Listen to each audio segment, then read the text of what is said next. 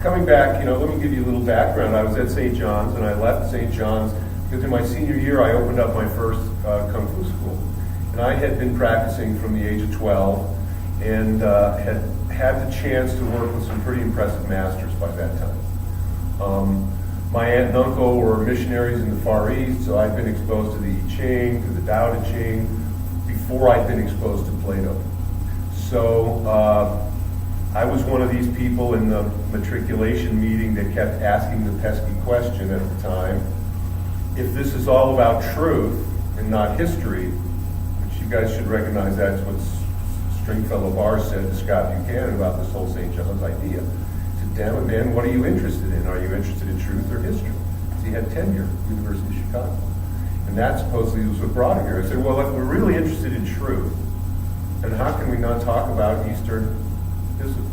Because no hemisphere has a corner on truth. So now there's actually an Eastern Studies Institute. So that, there's a validity to that thought that's been formalized. And yet I think there are still some other balancing things. That's why I said in the lecture, I said that these disciplines are rooted in praxis. Meaning that it's a very, this idea of praxis. In Greek, there's a common a term that I think is very relevant, praktika episteme. Are you familiar with that term? Is that ring a bell? Praktika, practical, episteme means be translated as knowledge, but it means literally episteme, something we can stand on top of. And I thought it's very interesting because we talk about taking a stand. Martial arts spends a lot of time talking about stances. So there's interesting implications there that my knowledge is the thing upon which I might make a stand, right? So, and of course in the Meno, the theory of knowledge and how this works is relevant to whether we can really learn virtue. So after St. John's, I opened a school. I was pretty disenamored with the dimensions of business. So before too long, my school turned into a 501c3 nonprofit educational organization, and we started doing much more broad exploration of things. So it was during those times that I worked with developmentally disabled kids, and I worked in the psychiatric ward at St. Vincent's Hospital at the time. I worked in a ward they called the Family Recovery Center. I worked with kids, I worked with adolescents, I worked with mental health patients and addicts and a variety of different issues.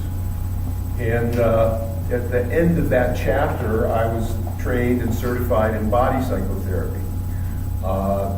The person that I learned it from was a student of someone who was a student of Wilhelm Reich. Wilhelm Reich was a student of Sigmund Freud. Wilhelm Reich is recognized as the father of body psychotherapy. So this became a sort of an interesting chapter. I became certified to practice Reichian therapy, and then I never did, for reasons we'll get into. But I went on from that chapter, studied with a number of different masters.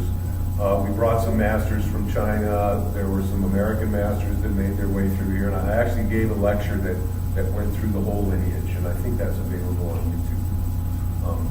But so there were a series of masters, and then I ended up, in the past 25 years, I spent quite a bit of time working with some South American shamans who were curanderos and Ayahuasceros. And they have a whole nother body of lineage.